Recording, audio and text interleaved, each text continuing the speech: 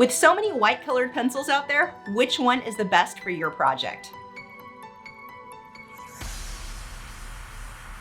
Hi, I'm Lisa, the artist behind Lachri Fine Art. So the funny thing with colored pencil or with white colored pencils, really any pencils, I hear this all the time, what's the best brand? There's no best brand. There's the pencil I prefer for certain techniques, and that's really what we're gonna be covering today. We're gonna talk about why I would choose the Caran d'Ache Luminance over a polychromos white for one project, but then switch. Sometimes I want the polychromos white instead of the luminance. So we're going to talk about all of the different colored pencils, the white colored pencils that I use, and which ones are best for which technique. Let's go ahead and head into the studio, the land of everything echoes like crazy, and take a look at these pencils. You're going to hear me talk a lot about wax and oil-based pencils today. I'm going to be comparing these 6 pencils. When I talk about something being wax or oil-based, I am not saying that that's all that's in them. All of these pencils are a combination of wax, oil, clay, all kinds of different stuff.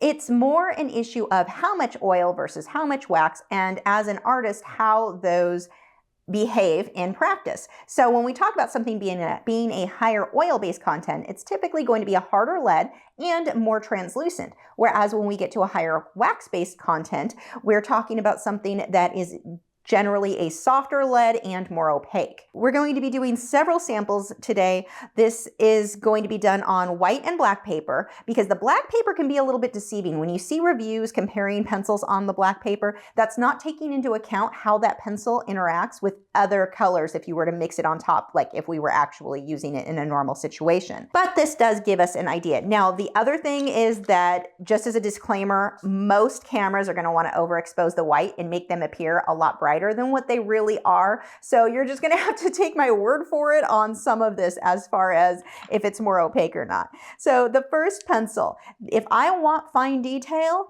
and I'm not too worried about how opaque it is, that is going to be, in general, my Faber-Castell Polychromos. The thing is, the Faber-Castell Polychromos tends to be a bit more translucent because it is a higher oil-based content. But you can see you can get nice skinny lines on there, even little smaller if we sharpen more.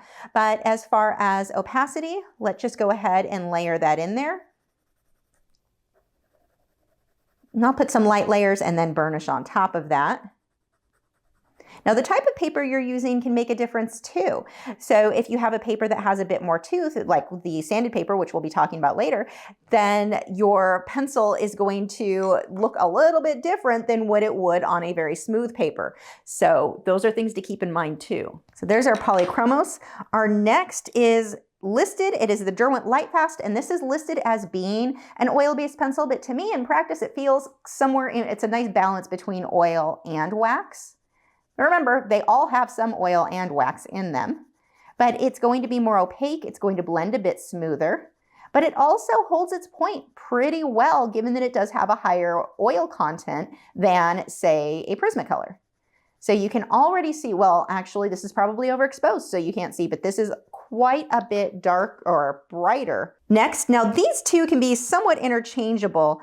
I'm going to go with the polychrome or the luminance first, because it is a harder lead. It holds its point much better. I am burnishing on this, by the way. And actually, the opacity is very similar on this one to the Derwent Lightfast on this paper. Now, the Prismacolor is not a pencil that I use anymore, but I know a lot of you guys do, so we'll go ahead and include that in this video. It's almost a cooler white than the luminance.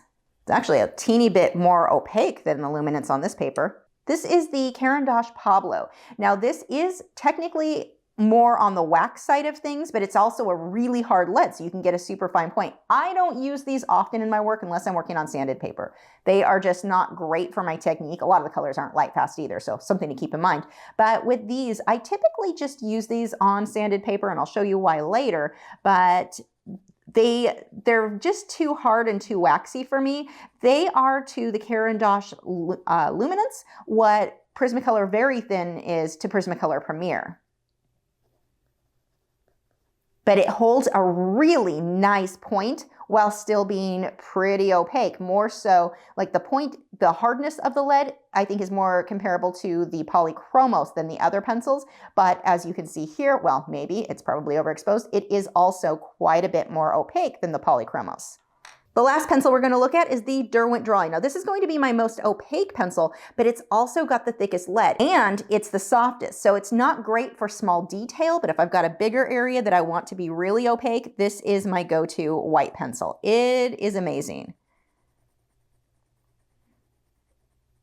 And it's just a bit more opaque than even the Prismacolor. You can almost see in the writing where it's fuzzier on the edge because it's just such a thick lead. But there are my colors. This is probably so overexposed you can't see, but this is in order what I would rank them as on a black paper, the most translucent to the most opaque. But again, most translucent also typically means a harder lead, so finer detail. So next, when we blend on top of another color, this is going to impact quite a bit because the previous colors, or however many layers you have of previous colors, will mix in with the white. So you're not going to be back to perfectly white no matter which pencil you're using. You're pretty much going to end up with a lighter version of whatever you previously used. So let's start with the polychromos. You can see it just makes it into, and I'm burnishing here. Whenever I use white on top of another color, I'm almost always burnishing. So the cool thing here, this, because it's not lightening it that much, depending on what you're doing, let's say you're doing a sky with clouds, this can be a great way to blend some of your colors because it isn't impacting the previous color that much. It lightens it, but it's not gonna bring it as much white. Now that's, again, all of these colors, what I'm giving, these tips are not an issue of this is a better pencil than that. It's more of this pencil is more suitable for that technique. So next we have our Derwent Light Fast. So this is going to be quite a bit more opaque. And again, I am burnishing, so I'm pushing fairly hard. You can see it just brings it up to a light blue. And this is exactly why I don't want to just review this showing you on black paper because it's not mixing in with another color, which is normally what's going to happen for us when we're working. We typically are trying to put that white on top of another color. So there we go. Next, we have our Caran d'Ache Luminance. And that should be a bit more opaque, although it's really similar to the Derwent Light Fast. Next, we have Prismacolor. This one is a much waxier pencil, so it feels more slippery as you're using it. Not quite as opaque as the Luminance. Next, we have the Pablo. So this is a bit closer to the Polychromos. It's scratchier though, because it is a harder lead, but it's not as opaque as the other ones. And then last, we have the Derwent Drawing, which is our most opaque by a long shot. Big difference there on the Derwent Drawing. So it looks like the Derwent Drawing and the Light Fast is behind that, which I kind of wasn't expecting. I always thought that Luminance was a bit more opaque, but it depends on how many layers you have, the tooth of the paper. There are so many factors. So while I am giving you this demonstration to give you an idea of how each of these pencils performs, keep in mind, depending on the paper you're using, how many layers of, let's say in this case, blue do you have down? I have maybe 5 layers and then I blended with OMS. If you had burnished, instead of blending with OMS, you would have even more layers and had flattened the tooth out and this would show up even less. So like I said, there are many factors in the results you're going to be getting here. The next demonstration that I wanted to do is showing you how it comes out on top of an airbrushed paper. I personally airbrush my backgrounds quite a bit. So let's see how each of these pencils behave when you have to layer a little bit of colored pencil over that. So first, again, is our Polychromos.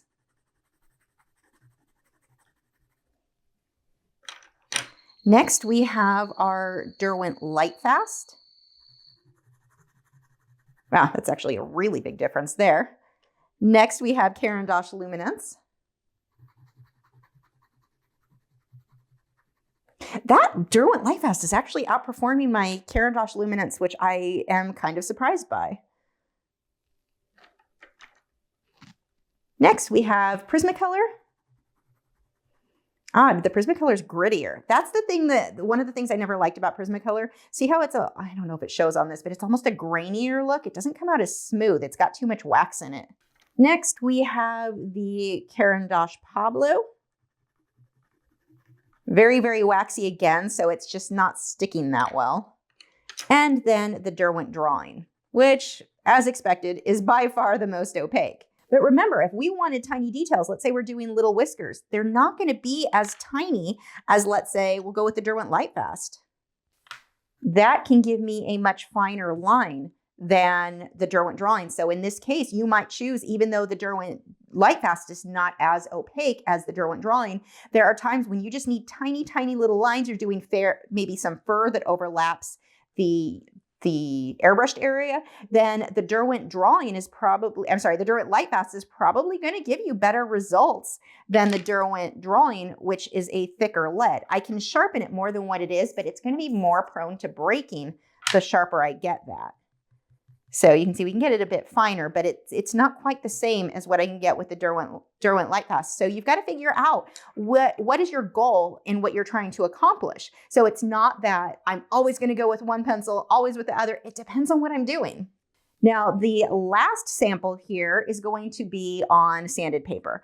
Now, ideally with sanded paper, if you're using powder blender, you want to go with an oil-based pencil. The highest oil base you're going to get is the the Faber-Castell Polychromos. So we'll just do a little of that. Now look too, this gets super opaque, which is a big difference versus how this pencil behaves or performs on other paper. It is nice and bright. So we'll go in the same order we did before. We're going to compare that one. We've got the Derwent Lightfast. Now I'm not pushing very hard on this. You don't want to. You can keep a lighter hand. Not even, how interesting is that? It is not even as opaque as the Derwent, God, I'm mixing up all my words. It's not as opaque as the Polychromos. Now we have the Caran d'Ache Luminance. Still not even as opaque as Polychromos. And the Prismacolor, a little bit more opaque. So what's happening is I get more and more wax content. These are not going to blend well. They'll end up with a very grainy, gritty look. Now my Caran d'Ache Pablo is much more opaque. That one behaves a bit more like it still has more wax in it, but it behaves a little bit more like being that harder lead there, behaves a little bit more like my Polychromos. And then of course the Derwent drawing, still the most opaque. Now when I blend with a bit of powder blender, you'll see the difference in how all of these blend. This one is really soft. As I move on to these, they don't really blend out very well. They just kind of stay put. There's not a big difference there, whereas the one that stands out is going to be my Polychromos that will blend just really nicely, very soft, in a way that any of the wax-based pencils are not. The wax-based pencils, same amount of pressure, so I'm not pushing very hard, but they're going to want to stay put. They're not blending as nice as the Polychromos. And actually these get to a point, I don't know if it shows on this because it's kind of small, but these get, when you've got many layers on there, the wax-based pencils, because they don't blend, if you do try to blend them out, it looks really gritty. It does not look nice on sanded paper, whereas the Polychromos, you get this super, super smooth blending. Now, for final details, once I'm several layers into a project, I do really like my Caran d'Ache, the Pablo. This is the one thing I love my Pablos for, because they can get teeny, teeny, tiny detail, but they're super opaque. It's not that the Polychromos can't get the tiny detail or that they're not super opaque, because they are as well. The difference is when I go to blend later, I can more easily smudge these when I don't want to smudge, where these ones stay put better. So when I get into my last layers, when I'm working on sanded paper and I want details that don't smudge at all, then I typically will switch over to any of my wax-based pencils that won't blend out as much, so I don't accidentally smudge something I didn't want to. So there is a time that I like my higher wax-based content pencils on sanded paper, but that's at the end when I'm done with the blending and I don't want any smudging for those areas. The very last thing I want to show you today are just some tricks on making your white. Let's say you are working on top of a darker color and you want that white to stand out more. There are two things that I will often do. One, we had this video last week talking about the Faber-Castell Perfection Eraser. I'll have a card pop up if you want to watch the full video, but I'm going to show you here. We'll just do a little area with this eraser. Don't erase too hard because you can damage that paper. We'll use the two extremes, our most opaque and our most translucent. So we've got the most opaque, Derwent drawing. We'll put a spot there. And then we've got our Polychromos, of course. Now watch how much more opaque this is going to look. Putting the pencil over an area, I'm burnishing, so I'm pushing fairly hard, but look at the difference between this and what it looks like without erasing. Same thing with the Derwent drawing, but even more extreme Look at how bright that is. I mean, that is almost back to the paper white. The last thing is one of my favorite. This is a must-have product for me. This is the colored pencil titanium white from Brush and Pencil and the colored pencil touch-up texture. I'm gonna mix these two products together and watch how nice this is for getting highlights and details. Plus, what if, let's say I wanted a yellow dot on top of this.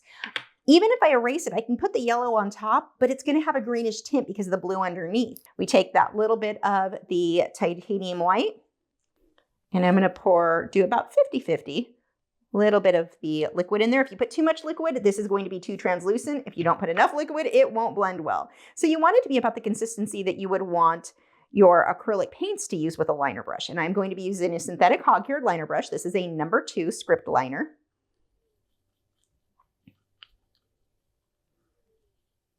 Mine is a little bit on the thin side, so I'm gonna put a touch more of my titanium white in there, just to thicken that up, not too much. Now you don't wanna mix a lot of this because it dries quick, and you don't, like with acrylics, you can keep refreshing it by adding water. You don't wanna do that here. That will make it no longer archival. Now, you will often see somebody using white acrylic paint or a gel pen, different things to get white highlights on the colored pencil. Well, it looks cool, and that's fine if all you're doing is making prints. That work is not archival. If you want your work to be archival, this is the only product that I personally trust. I know there are some newer stuff out on the market I've seen advertised, but I don't trust the testing because I don't know what testing they've done. As far as how archival that's really going to be long-term. This product has gone through a lot of testing, and I know for certain that I can trust it. So with this, I can get super fine details, or pushing a little harder, get a thicker line. So let's say I'm doing whiskers, or I'm doing a clump of fur on an animal. You can get those really fine lines, and it's going to be more opaque. And then let's say I didn't want it to be white, I wanted yellow. Go ahead and paint wherever you want yellow, or any color. I keep saying yellow just because we know yellow is so opaque. Also, this isn't how you draw flowers, unless you're 5. Then you can draw your flowers that way.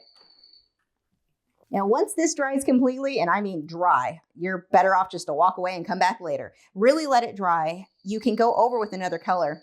That was my dart frog chirping away in the background. You don't have an alarm going off in your house. But look at how that yellow stands out so much. If I take that same yellow and go over the blue, you don't see it at all. So this is a great way to get some of those highlights back in. Now, yeah, I can go over the white and it will be lighter, but not quite as bold yellow as if I went over the touch-up texture titanium white mixture. Same thing with the polychromos. I mean, it does come out better than going over just the blue like this, but it's got that greenish tint because it is mixing with a bit of the previous blue, where this is not. The other cool thing is this is actually adding tooth back to the paper, so your pencils stick even better to it anywhere where you've applied it. You do want to be aware though, don't fold this like you wouldn't want to wrap this in a tube and send the artwork somewhere. You do want this to stay rigid because that could start to flake off if the paper is being bent. You want this on work that's going to be kept flat. What are you working on?